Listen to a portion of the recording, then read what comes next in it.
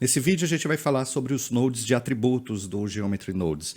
Esses nodes eles são nodes genéricos, o que significa que com um único node você pode alterar vários parâmetros de posição, rotação, escala, velocidade, partículas, cores, e inclusive criar os seus próprios parâmetros para serem alterados, para você ver como é um sistema versátil. Então, a gente vai mostrar como a gente pode clonar objetos na superfície e também como a gente pode aleatorizar a rotação e escala utilizando o novo Geometry Nodes. Então, vamos lá, porque esse tutorial é bem legal se você quer aprender sobre o novo sistema do Blender. Então, vamos nessa.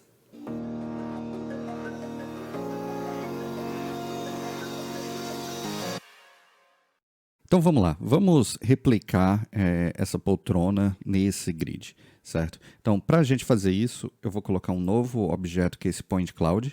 Esse Point Cloud ele é um objeto genérico, que significa que ele serve para várias coisas, e aqui a gente vai utilizá-lo como um sistema de distribuição de clones, instâncias, partículas e esse tipo de coisa. Então com ele selecionado, eu vou vir aqui e colocar um modifier nele, o Geometry Nodes. E agora a gente tem aqui a nossa entrada e saída. Para fazer uma nova entrada, a gente vem em Input Object Info. E eu estou colocando esse node porque a gente vai, na verdade, utilizar esse grid aqui como uma origem para o meu Point Cloud. Então, vou escolher o grid, ótimo. O próximo passo vai ser agora colocar em Point Distribute. Quando eu ligo agora o meu grid aqui, a gente está distribuindo vários pontos ao redor desse grid. Agora, para clonar o meu objeto, basta vir em Point Instance. Eu escolho o meu objeto em questão, conecto aqui, e aí eu coloco agora o resultado disso na saída. E aqui, como você pode ver, a nossa poltrona ela é replicada, tá? O tamanho está meio grandão, isso porque ele tem como base um tamanho gerado aqui a partir desses point clouds. Isso não é problema por enquanto. Vamos dar uma olhada aqui nas nossas opções. A gente tem aqui esse point distribute density, a densidade geral do nosso objeto, tá? Vamos diminuir um pouquinho o tamanho disso aqui. A gente vai vir agora nessa opção atributo e a gente vem em random attribute. Ok, quando eu coloco aqui, agora a gente pode, por exemplo, escolher um atributo que vai ser randomizado. Eu vou escolher aqui o meu scale. Ok, e agora quando eu mexo na escala, veja só, vou diminuir bastante aqui o tamanho do meu objeto. E agora a escala desse objeto ela começa a ser aleatorizada através desse random attribute. O que é que esse node está fazendo, na verdade? Ele cria um atributo aleatório. Aqui no campo atributo eu coloquei scale, então o point cloud ele entende que a gente quer alterar o tamanho do objeto. Bem aqui na configuração do point cloud ele tem uma lista de atributos, você pode inclusive colocar mais, inclusive criar os seus próprios atributos também.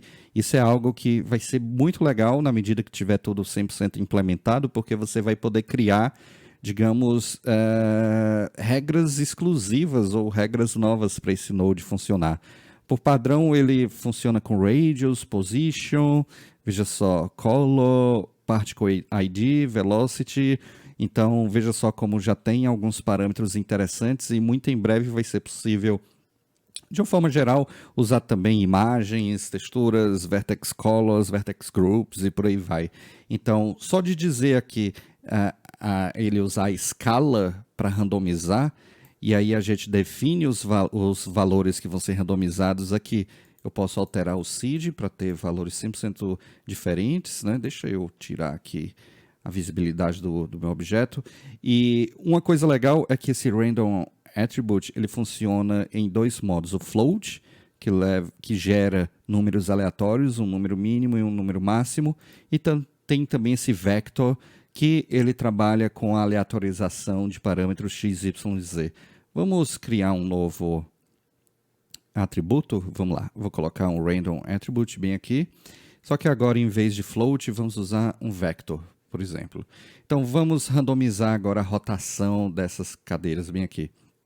Então, aqui em atributo, eu vou dizer para ele rotacionar os meus objetos, ó, só digitando aqui rotation, e aí veja que ele já começa a rotacionar, tendo por base esses valores mínimos e os valores máximos, certo? Eu vou zerar isso aqui, e agora, ó, veja só, eu posso colocar um outro valor aqui apenas no eixo Z, e a gente tem esse resultado bastante dinâmico aqui acontecendo, tá? Então, veja só como, através desses dois atributos, tanto de scale quanto de rotation, a gente começa a criar agora um aspecto 100% aleatório aqui, sendo que a gente pode aumentar a densidade disso aqui, se a gente quiser, e também, inclusive, controlar essa densidade através desse atributo exclusivo de densidade.